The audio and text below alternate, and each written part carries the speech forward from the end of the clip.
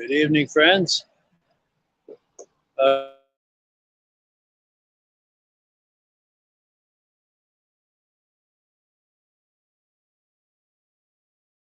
might be struggling for a signal here.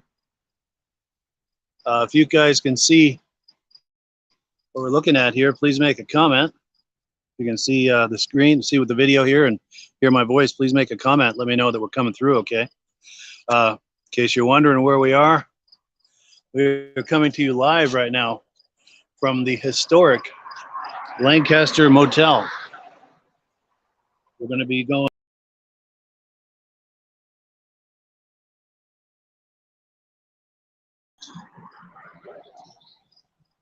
A lot of people here staying at the motel who are coming to attend the Eastern Snowmobile Racing Hall of Fame induction ceremony, which is going to be happening tomorrow at 1:30 p.m. Now, we'd love it if you can make it in person to join us for the fun, but if you cannot, we're going to be streaming it live starting at 1:30. Wherever you're viewing this right now, we're going to be streaming live at 1:30 Eastern Time tomorrow afternoon. Love it if you can join us. Now, the Lancaster Motel is just a quick walk, 1 block away from Cranes Snowmobile Museum, where the induction ceremony is going to be held. Now, this motel is very much steeped in snowmobile history. Unfortunately, it's not lit out back. I wanted to take you out back because behind this building is the very spot where the first Ski-Doo snowmobiles were imported into the USA.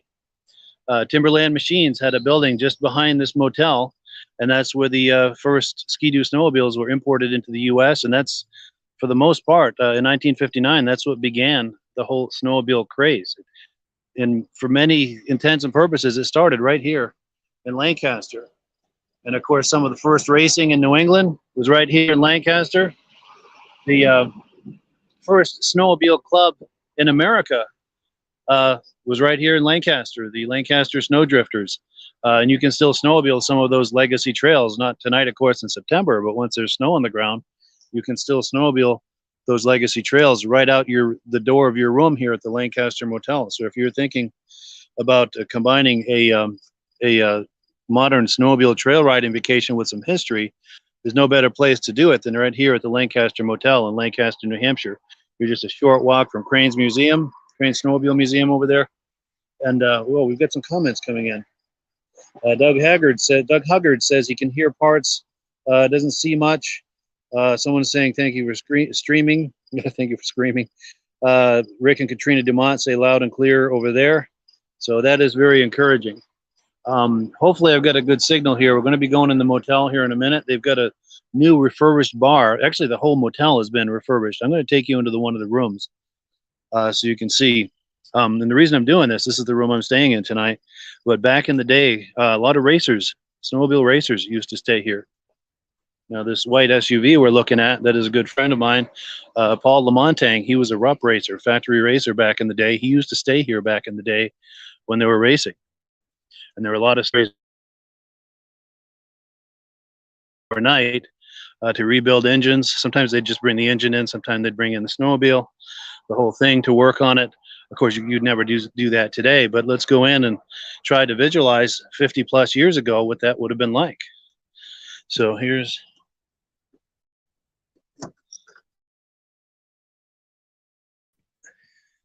Oh, and also a lot of notable racers used to stay here at the Lancaster Motel. Picture, this could very well have been Bob Eastman's room or Gilles Villeneuve's room, Larry Colton's room.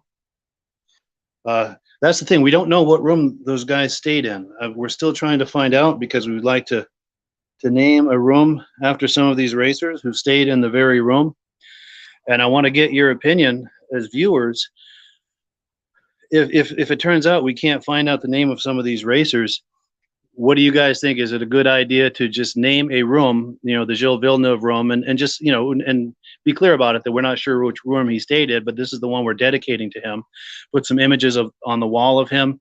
There are images of him receiving an award in the lobby of the motel back in the day. That's where they used to have the award ceremony after the races. But I'm kind of darting around with topics here, but try to picture, if you will, having a snowmobile or a snowmobile engine in here being rebuilt, repaired, getting ready for the next day. of racing. That's the way it was back in the day. Of course, you would never ever do something like that today, but it's wild just to think of that. It was almost like the Wild West in some ways.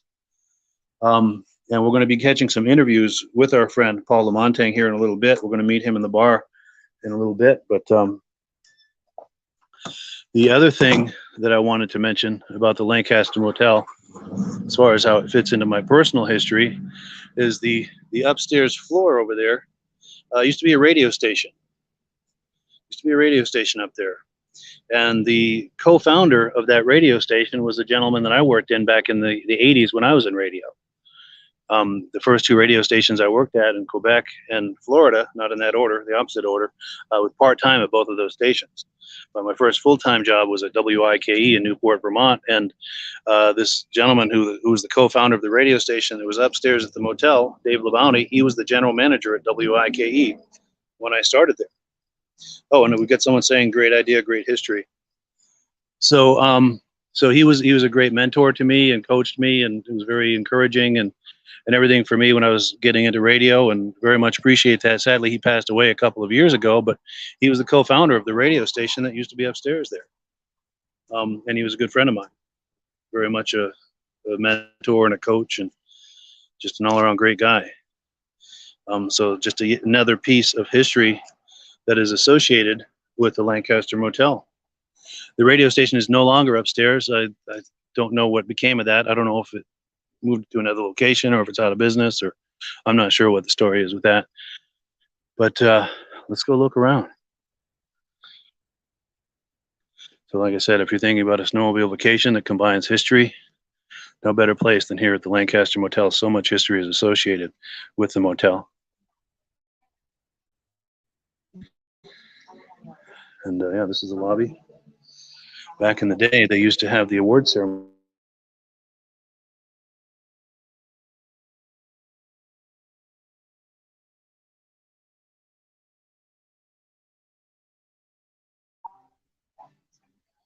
This is the media bar. We've got an image somewhere of Gilles Villeneuve receiving an award right here, right in this corner. They also have some images of the new owners of the motel. They've owned it a few years now, but they understand and appreciate the history. And they've got these images of racing back in the day. I think this gentleman in the middle was the governor of New Hampshire at one of the races in the early 70s.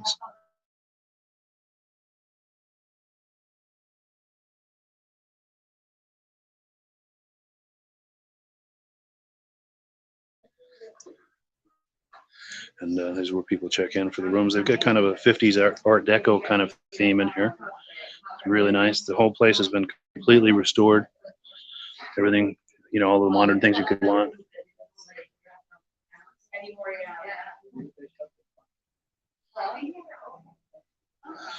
And I'm just waiting for Amy. She's the bartender. She's going to be going by here in a minute. See if we can get a comment with her. But the bar is right in here. They have a drinking bar, and then for a little deeper in, they've got a cigar lounge. So if you like fancy cigars and cocktails, this is the place to go. They've got it done up in kind of a Prohibition era speakeasy kind of a theme. And here's Amy, the bartender. How you doing? Hi, how are you? Good. I found some people to interview too, by the way. They're going to be coming in. We'll get some live music here.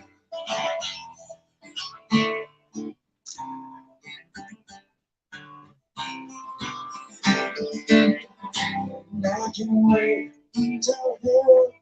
you doing?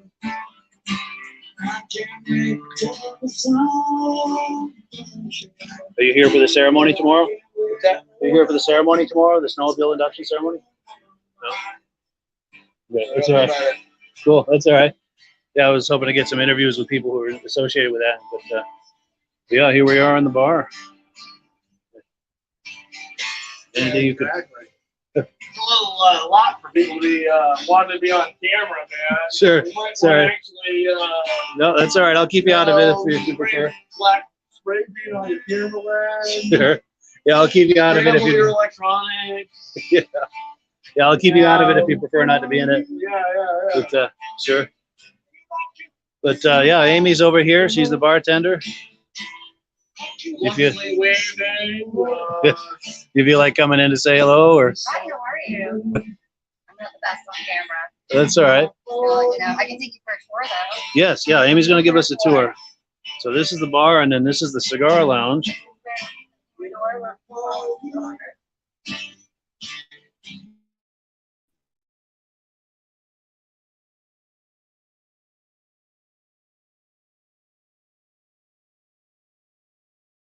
I'm 4 days new. Wow, 4 days into it. Well, into the, Wow. yes, so this is something that I'm going to start learning about. Sure. And I know nothing about cigars, but Yeah. but I would imagine these must be premium brands. I want to say that, yeah, I know like the Fuentes are pretty premium and popular. These are pretty popular. Sure. The Cuba Cubas are pretty popular. Yep. I only know that from some. So they're frequently asked for. Yes, Yeah. frequently I run them in. People can come in here and they can pick out what they want, and then they come over to the bar, and I'll bring them up, and we'll bring them out back. to Nice. the Smoking room, which we can go next. Now, while we're in here, though, I want to get a good look at this floor. This floor is really unique. I don't know if the camera is picking this up. These are all pennies. Yeah. The whole floor is all pennies, as far as the eye can see.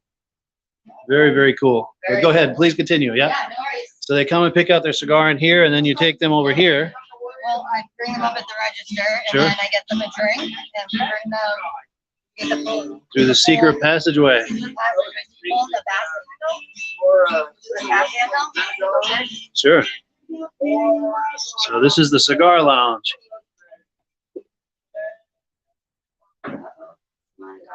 You came in. Yes, I did. I saw the door close, and I was like, oh no. We're doing video. Are you okay being on camera? Oh, goodness. For whom? We're going live to 8 different places on Facebook and YouTube, all snowmobile related channels. This is Oh, good. live at the moment. Yeah, we're live right now, by the way. Yep. But yeah, so this is the cigar lounge. So if you happen to be going through Lancaster, by all means, please stop in for a drink and a cigar. The, Fuentes. yes. Now, are you a cigar aficionado? Are you No, absolutely not. I just like smoking. sure? Because I was hoping maybe you could talk up like what's special about that particular one, or Sorry, I can't. that's all right. You just like it, sure. There's something to be said for that, though. Yeah. So that's you say that's your favorite, the Fuentes? Yeah. Nice. Cool deal. Yeah, so there's plenty of seating here in the cigar lounge. Let's check out this. Oh, the Glenlivet. That's an excellent scotch. Look what they've done with this lamp. Very, very cool. An old Glenlivet bottle. Oh, and they've got the Glenlivet shade. Wow, very cool. It's one of my favorite scotches. And then the owners, I should say, Brian and Ruby Berryman. Brian's also a pilot. So I think there's a story behind this propeller. I don't know if it comes off of a plane that he used to fly, or it's, I'm not sure the exact story, but it's something to do with his pilot career. He's a pilot for Southwest Airlines. And wish this would focus. And yeah, we've got people saying there was a long drive between jobs. Yes, it sure was. And people saying, hi, Mike. Thank you for being on. Yeah, and we're in town for the induction ceremony for the Eastern Snowmobile Racing Hall of Fame. That ceremony is happening tomorrow. And then they've got an outdoor area as well. And of course, got a bathroom over here in case you have to take care of business. Get the light in here. Yeah. You know what to do in there. But I'm gonna go outside real quick. Outside lounge. Yeah, I'm gonna take a look at that as well. Probably have better signal out here as well. So yeah, you can also enjoy a cigar and a cocktail out here. Now, when I was talking about earlier in the video, over in this direction here, you can't really see much, but that is the building where the first Ski-Doo snowmobiles were imported into the United States. Timberland Machines had a facility there. It used to be the Sherman Motors. I think they were Dodge dealership back in the 50s, and I think they moved to another location because that business still exists today. But that's where the first Ski-Doo snowmobiles were imported into the U.S. and they set up dealers. I think in most of the New England states. I'm not sure how many states and like that, but it wasn't long with the excitement around snowmobiles before they outgrew that location. And then they moved to another spot even bigger across town. And I believe at their peak they were importing over 10,000 snowmobiles a year, and then distributing those out to snowmobile dealers around the Northeast, New England. I'm not sure the exact states. I don't have all of the details on that, but we are in the heart of where it all began with snowmobiling. And then around this corner here, it's not lit, so I'm not going to take you over there, but there's a mural. They just painted a new mural on the side of the motel, and there's an image on that mural of the first snowmobile that was imported into the U.S., the first Ski-Doo. The first Ski-Doo snowmobile ever to come to the U.S. came here through Lancaster. And the man who, how do I say this? The man who rode the first Ski-Doo snowmobile in the U.S. and Canada is still around. He's got, his name is Paul Crane, and he's got Cranes Snowmobile Museum just down the road. And he's alive and well, and he's got an incredible collection of snowmobiles in that museum. Just so much history here in Lancaster. We're really excited to be here and really excited for that ceremony tomorrow. If you're around, you should check it out. Just down the road at Cranes. I'm going to. I'm from Wisconsin. Oh, no kidding. Is where they have the national championships every year, right? Yeah, talk that up, please. Yeah. So yeah, that's where I'm from, and yeah, that's where we go. And I'm excited to hear about this. Where is this again? Just down the road here, Cranes Snowmobile Museum, just one block down. Really? Yeah, and the ceremony's at the ceremony's at 1:30, but you want to get there by 1 and bring lawn chairs because that's where you're gonna be sitting, is your own chair, and you want to get there in enough time to stake out a good spot and then have time to go in the museum. And there's all sort of legendary Eastern racers that are going to be here inducted. There's inductees past, present, and future. That's great. Now let me ask you this. Go ahead. I'm sorry. I'm going to show up there tomorrow. Please do. It's good. It's the event of the season. If you're into snowmobile and vintage racing. Yeah, in Wisconsin, you've got 2 seasons: snowmobiling and walking. Yes. Now tell me this: if you're close to Eagle River, did you attend racing back in the 70s in the heyday? No. Do you have any stories or memories of that? Or no, just participation and whatnot that we did, and just had a good time up there at Eagle River every year. Yeah, I'm sure there's a lot of excitement around that. Oh yeah, there is every year. Wonderful. Ice castles and everything they build, and yeah, it's a lot of fun. Wonderful. And in the 70s especially, I'm sure there was a lot of excitement around it. Yeah. Yeah, that was a heyday. Yeah, absolutely. Wow.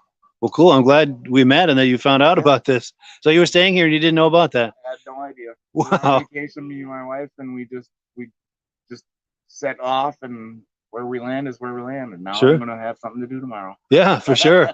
Well, cool. Welcome to Lancaster, man. This is wonderful. Thank you. And what was your name, by the way? Dave. Dave. Yeah, nice to meet you, Dave. Nice to meet you. This is great.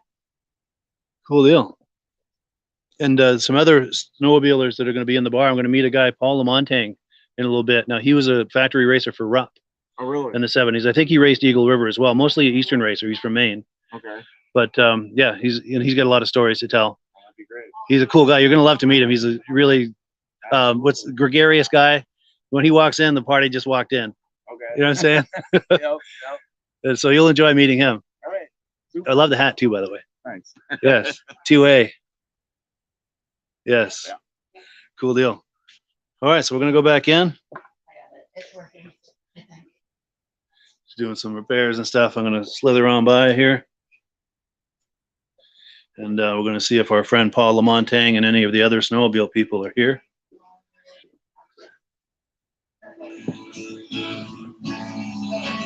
No, I don't think he's here yet.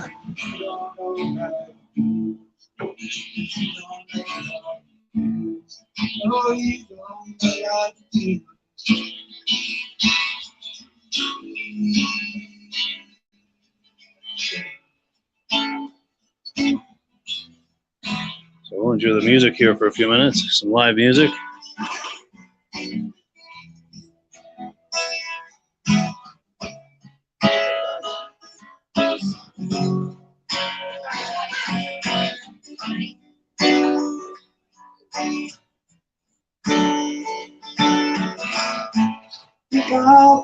in by a picture.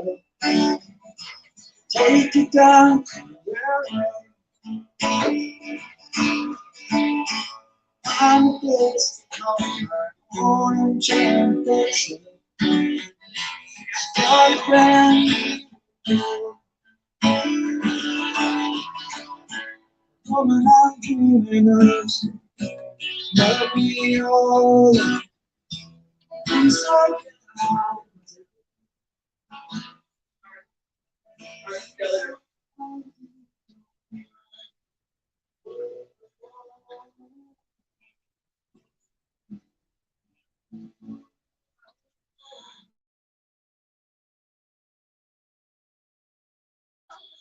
Oh, it's an old image of the motel. Here we go. Get out of the shadow here.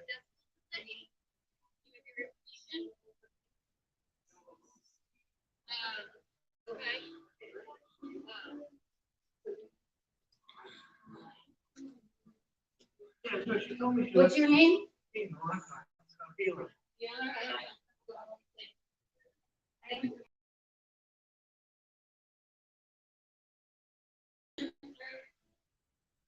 You're not Larry, are you? Okay. Are you with Larry or? Okay. Different Bueller. Because there's a Larry, I think his last name is Fame. Hi. How are you? I recognize you, but I'm trying to remember your name. Terry. Terry, yes. Because you're here for the induction ceremony tomorrow. I'm Mike. It's nice to see you. You mind being on camera? Pardon? Do you mind being on camera? No, that's fine. Cool. Oh, Ron Hall. Here we go. Do you mind being on camera, Ron? Do you mind being on camera? No. You don't mind being on camera? No, not Cool. at all. Say hi. Yeah, it's nice to see you. Yeah. No, I wonder if Paul Lamontaigne's here yet. he is. He He's is? in his room. He's going to be coming over here shortly. Oh, good. Coming over to the bar? Yes. Wonderful. Yeah, and I'm going to be meeting him in there, and yeah, we can go on in and Right now. good. And one of the things, Ron, I'm hoping to get is if you have any stories from yesteryear of the day, and it may be stories of staying at the motel for racing. Or, Oh, yeah. This, I don't know. We had a lot of fun in here years ago. You know, we raced on Saturdays, and we come in here, and they had a band, and you know, everybody was dancing, and we were just talking about it coming up. It was Bill Abel. Bill's you know. here. Bill and Kathy. oh, he's here. Yeah. Yes. Wonderful. And there, Cherry, Wow. Cherry, my wife here, was Nice. dancing with Bill, and you know, we had Junkyard dog. yeah, you know, he had the snowmobile boots off and everything, had like red hunting socks on, you know. Wow. Yeah, but no, we had a lot of fun in this town. Yeah. And to kind of set the stage of where you fit into all of this, you were part of Team Abold, and wasn't that the winningest team in Eastern snowmobile racing history or something? That's what they say. Wow. And you won your share. Yeah, tried to. Yeah. And you raced Arcticats, right? Yeah, we had a good time, and you know, had fun doing it, and met a lot of people, and you know, like tonight, I just seen Larry Berman. He was my idol when I started in. He was out of Rochester, New York, and Faye Parmley, he was out of down by the Finger Lakes there in New York. Those two were my idols when I started in, you know. And this is the first time I've seen Larry in 50 years. Wow. He lives in Florida now. Sure. So he made it then. He's here. Yeah, he's going to be inducted tomorrow. Wonderful. Yeah. Because I was speaking to him on the phone. He wasn't sure whether or not he'd be able to make it. I guess Yeah, the flight something connection or about, something. yeah, flight change, you know, they don't know if they got pilots for the, you know, for the different flights. Yeah. Yeah. Wow. That's good. Yeah, we just got a bite to eat with him there. That's good. Good seeing him. Yeah. Do you know any others that are coming? Well, Ronnie Lamette is coming out of Massachusetts. He's Yeah. getting inducted tomorrow. And then let's see who else is. Better Scott, I think here. Is Herbie Yancey coming? Herb's here. Oh, he's here. Yeah, Wonderful. yeah. Herb and Larry Berman. You know, they were with us. Bill and Kathy Abel. We just had a hamburger down the street. Yeah. And Herb Yancey was one of your teammates Yeah. on Team Able back in the Yeah. day, racing Arctic Cat. Chip and Herb and I. Yeah. Is Chip coming? Do you know? Yes. Oh, he is. He'll be here tomorrow morning. Good. Yeah. That's good. So Team Able in its entirety will be here tomorrow. Yeah. That's amazing. Yeah. 2 years in a row. Yeah. That's good. Any other stories you can think of, either of racing or staying at the motel, or? Well, you know, we used to come up there, New England and race quite often. And Yeah. there was some places that we raced. And, yeah, I can't think of the name of the town right now, but Yeah. it was a big, beautiful white hotel like we used to stay in. And, you know, it was, you know, old then, you know, but it was pretty good shape and everything. And I guess that burnt years ago. You know, you miss those. You know, when you see things like that, doesn't take. I mean, it takes, I don't know, 5 hours or 6 hours to drive up from where we are. Yeah. But my wife and I, we like to travel and sightsee. You know, so it took us over 9 hours. So you kind of took your time and checked Yeah, out some sites. We went all the way to the north of Lake Champlain and went around the top of Lake Champlain. You're right there between Lake Champlain and Canadian border. Yeah. And we took 105 right across, like, you know, parallel with the Canadian border, and then dropped right straight down into Lancaster. So yeah, we were up there. I was surprised at the amount of farming country and stuff there is. Yes. I expected it to be a little more desolate and stuff, but it was really pretty. Quite a lot of people, quite a few people, you know, living up in there, and nice houses, nice roads and stuff. It was. Yeah, it's a pretty drive through there. Nice country. Yeah. And the river and everything. Yep. Yeah. Nice. Yeah. Cool deal. Okay. Yeah. Well, Paul Lamontagne will be coming out in a minute here. He's got the room on the end over there, so he should be coming over in a minute. Yeah, that's his white SUV over there. Yeah. Oh, okay. Yeah. And I'm in 124 there. That little green Subaru is mine. Next home or up? Yeah, this one here. Oh, Yeah. okay. But Yeah. cool. So Okay. yeah, we'll catch up with you inside. Okay. And this is Ron Hall, guys. Thank you. Thank you. Yeah. Cool deal. Well, that was fun. Yeah. So yeah, that was one of the legendary racers of the 70s. Ron Hall. He raced on Team A-Bold, raced Arctic Cats, and as I understand it, and I may be misquoting this, but I think they were the most successful Eastern racing team in the history of racing, either back in the day or I'm not sure how that works exactly, but they sure cleaned house when they were racing. One of the legendary Eastern racers we were just hanging out with there.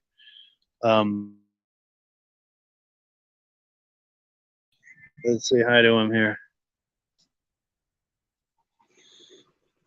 Oh, somebody's pulling in here.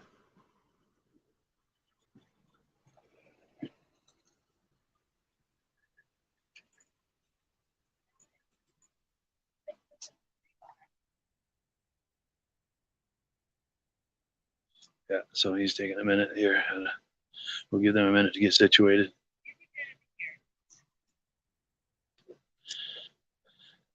Yeah, we'll go in there. Well, that was cool. We met someone in there from Wisconsin who totally unfamiliar with the East. Turns out he's a big snowmobile guy in Wisconsin back in the day. Here we go. Hey, speaking of legendary racers, how you doing? How was your meal? Good. Nice. Good to see you. Okay. This is Paul Lamontagne, All right. one of the Rupp factory racers from back in the day. You were in other places too, didn't you? Yes, I did. Yeah.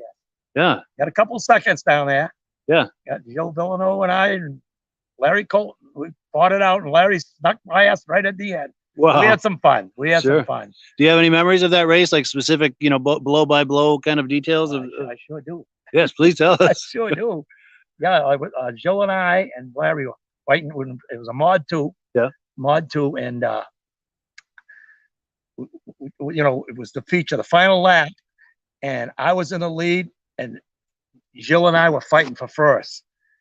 And when we got to the last corner, the fourth corner, Jill and I were side by side. I was about a ski length ahead of him, and Larry come down up on me, slid on me, hit me no hit, but he slid over, and he beat me. All three of us come across within 6 inches each ski length. Really, that close? Yeah. Inches. Yes. So the day before, we had a cross country race, and Jill beat me out for the cross country for the weekend. Yeah. He beat me by 1/100th of a second. 1/100th of a second. So Jill beat me Saturday, and then I got him back Sunday. So that's because I talked French. He did too. Him and I were buddies. Yeah. We're all over the place. Even after we got done racing, we go hit the bars and have a great time. Yeah. We had a lot of fun. We bumped heads everywhere. You know, Bangor, everywhere. You know, New York, Eagle River, and he was like a personal friend because, you know, when we had these meetings, you know, you have a meeting before the races. Yeah. A lot of times he didn't understand real good. Sure. So we'd stand together and you translate for him. we translated. We go Yeah. back. I mean, it's 12 years of him and I. That's having a good amazing. time. And his brother Jacques too. Yeah. Yeah. Right. But Jacques, we did the same thing. Same thing. I got him with a quarter of a lap to go. I caught his brother up in Bangor. Caught him with. I came from behind. I would have a whole shot. Anyway, fought my way, and that was with the Mercury snow twisters. Yes. And then what I did is I fought my way back, and finally on the last turn, fourth corner, I caught him to beat him. So he thought he was gonna waltz away, and I kept coming. And finally, I caught his brother. Nice. So, but anyway, we had a good time. So you were good friends with both of them. Oh yes. Now, do you have any other personal stories of what kind of guy he was, or, you know, to hang out with? Phil was a great guy. Just fun person. I hung around with Jill more than Jacques. Jacques, I didn't know as much just by racing him because we didn't go out. When we went out, it seemed like it was Jill and I and his buddies and his friend and my friends. So, but Jacques, a lot of times he wasn't there. He wasn't even racing the same races as well. Yeah. So he was still understanding us. I've been story all my life, on and on. Cool. Yeah, just like Brad Hullins, right? Yes. Yeah. Brad Hullins and I. Yeah. First time we met. It was in Jackman, Maine, the only place that snowed in the whole country. I had raced snow twisters the year before, and just had a great time till I got hurt in Bloomfield. Yeah. I had to take a year off the heel. So in Because 76, I think you broke both legs, right? Oh, I had legs, clavicle. My elbow was in 22 pieces. Broke a finger, 3 ribs. But it took me a year to heal. So when I came back, the first race was in 75, which is 76 season. That's the first time Brad and I ever bumped in against him. He raced the year I didn't race. Yeah. When I came back and I met up with him. And that weekend, I beat him 5 out of 6 places. Wow. He won 1 feature and I won 5. and we kept, I said, what did you do to that sled? I says, nothing. I kept telling him. It came out of the crate this way. He goes, get out of here. so that's how far back, you know. Yeah. We went back. That was the first time we had ever met together Yeah. and raced each other. And after Yeah. that, Let's go over here. and then and then 6 weeks later, I retired. I had a baby coming. I was running a fuel oil business, and I felt good. I was healed up, but I wasn't healed up. You know what I mean? I still had some stuff I had to watch for. So I went, and what happened is the purse were like $1,000, $800 when I was winning. The purses went down to $300, and to me, it wasn't worth it anymore. Yeah. You know, now I had 2 kids. I got a fuel business, so that's why I didn't give it up for any of it. And Mercury was not going to make any more sleds. That was going to be the last year in 76. Oh yes, they were getting out of it. Yeah. So I raced those 6 weeks, and then that was it. I call it quits, and I was fine with that. Yeah. But I had a great time with it. Brad and I, we had a good time. Yeah. We had a good laugh together and everything. And then the following week, he got me, and then we fought each other again, and but it was great. Yeah. So, like I say, you don't know, and I didn't realize how great he was going to be until in Jackman 440 class. That's the one he beat me on. Him and I were fighting for first place, and we were battling it down there. And I said to myself, I says, this kid, because he was younger than I was, this kid can outdrive me right now as I am, because I was a little older than he was. Sure. I says, he's going to be the guy to beat in the future.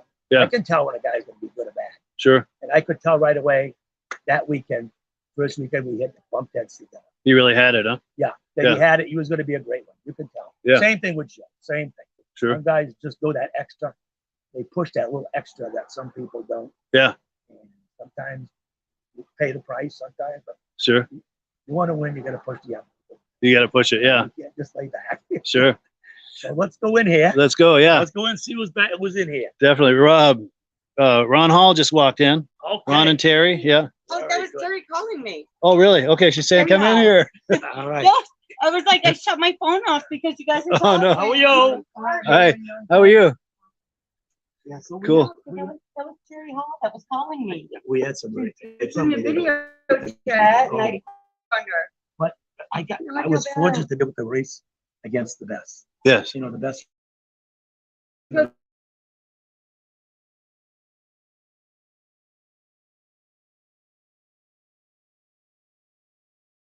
Back then, you didn't know who Brad Hollins was going to be. At the time, I was a top. Yes. You know, I took a year to heal when I hadn't got beat that whole year before I got hurt. Yeah. And I came back and just did it again. And then he came over to me and we got talking about the machines and this and that. And that's the first time and the first thing that. Then we were friends. You know what I mean? Yeah.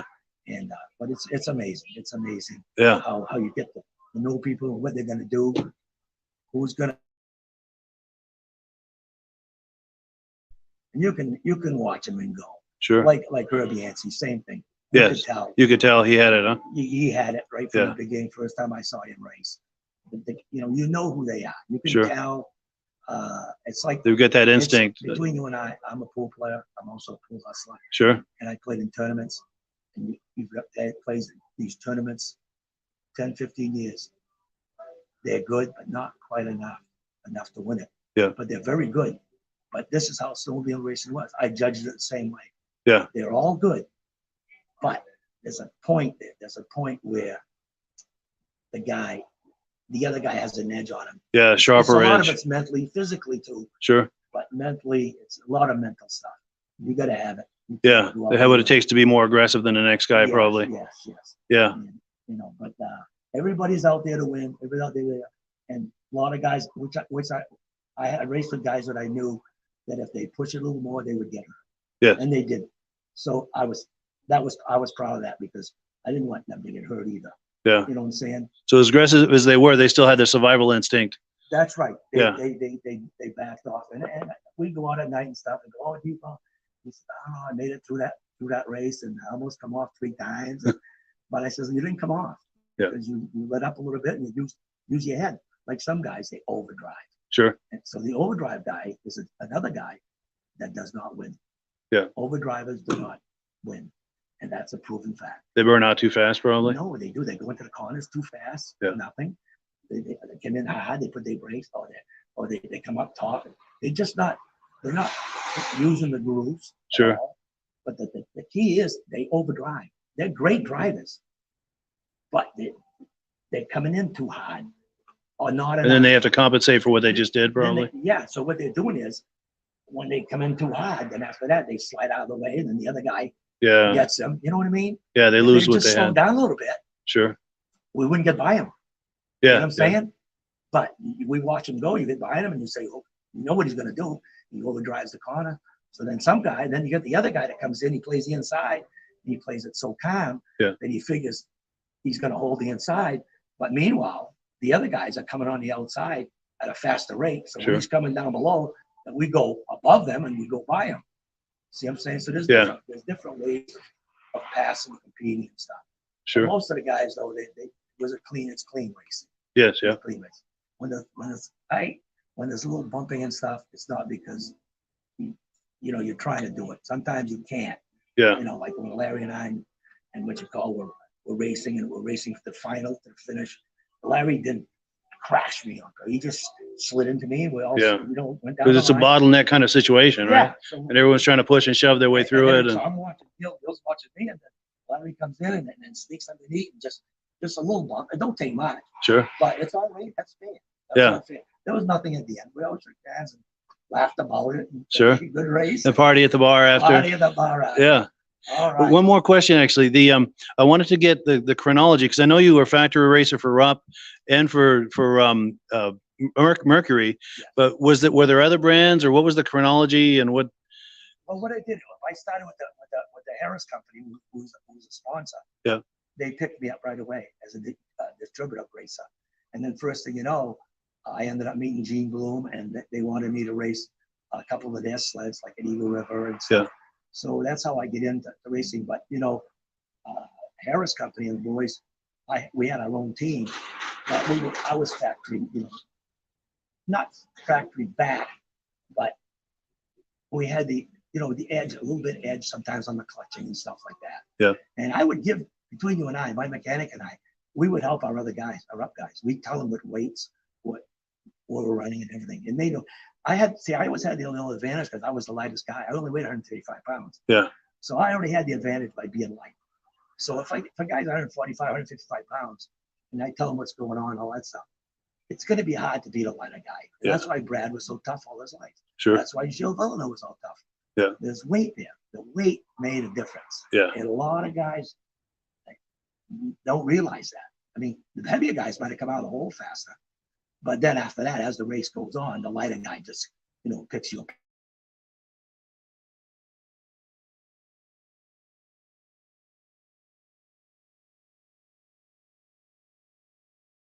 And to this day, I still ride.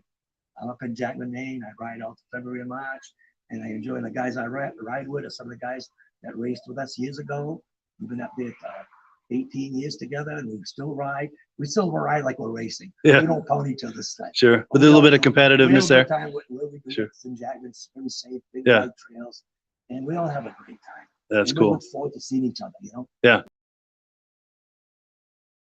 What are you running this year? What are you running this year? We just have a good time. Yeah. Life's too short. You can't sit Yeah. down. Yeah, just enjoy every minute. For sure. Every minute. Oh yeah. Well, cool. Yeah. Let's wander in there and Okay. yeah. Thank you, Paul. You're welcome. Yeah, that's what I was looking for. See you, man. Yeah, I get started all in here. She's pretty And- charming. And this is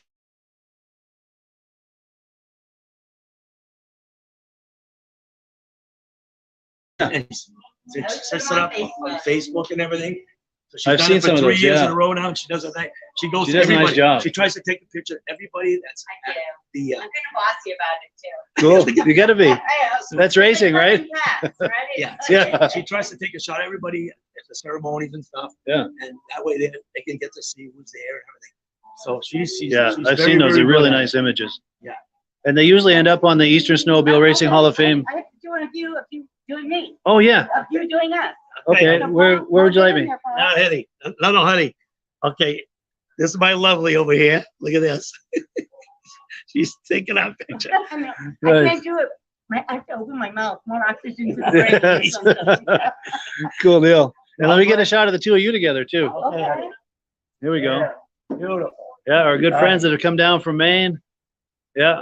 And this is probably our fourth or fifth year, I think, since I met you. That's right. And we always visit every year. And Yes. yeah, It's been like 4 years in a row, right? Or 5 Yeah. now. yeah, Almost 5. 5. I think there's one Yeah. year we didn't. One because year of I COVID, yeah. think, right? No, 1 year I couldn't make it before. Way before. But I couldn't make it. But now, we haven't missed one. Yeah, We're not going to as long as we can. as long as you can do it. Yeah. Good deal. Oh, good. Cool. Yeah, let's wander in there. Go And and see our gang. yes. Yeah, thank you, They're Paul. right here. I can tell you where they are. They're right at the bottom. They were waved to me, and I felt bad. I was like, not coming in. Yeah.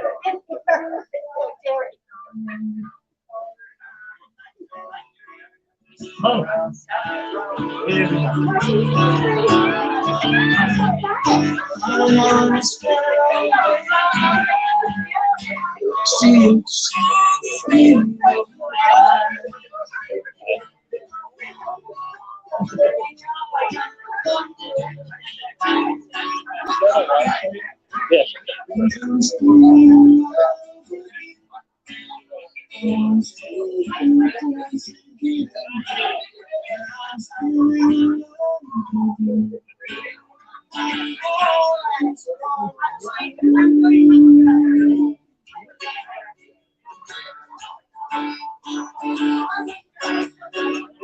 Good.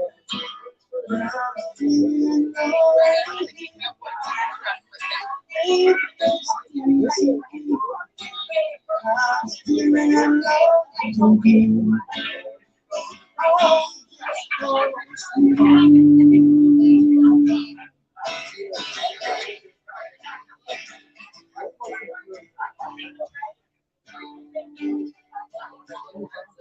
all good. Thank you.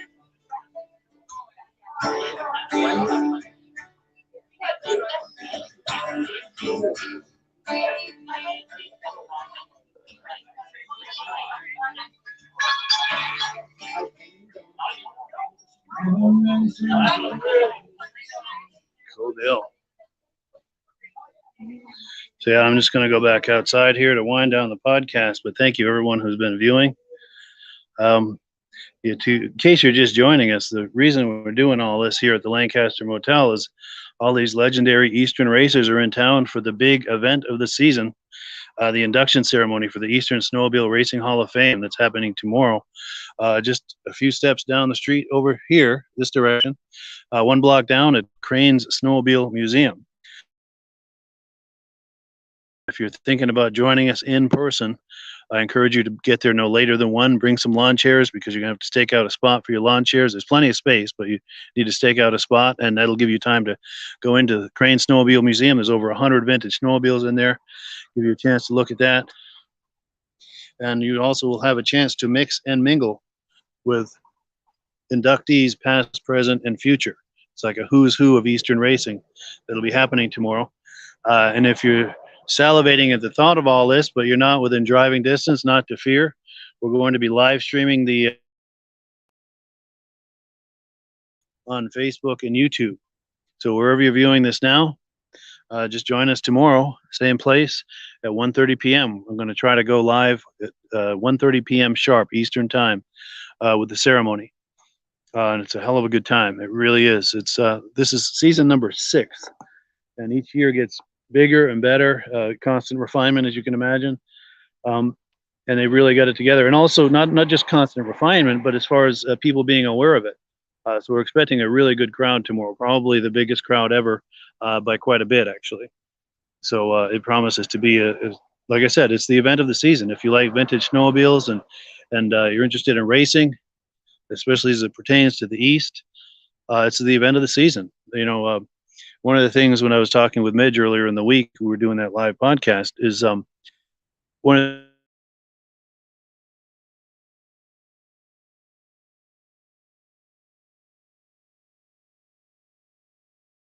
their day jobs, and all these decades later, everyone thought that they forgot about it.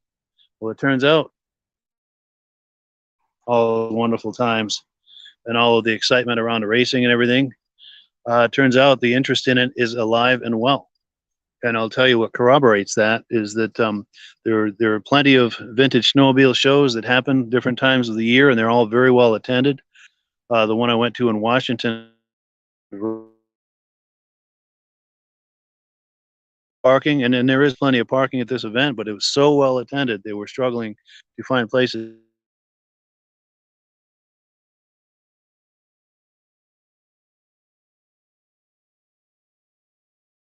Only speak for northern Vermont and New Hampshire. That's where I live.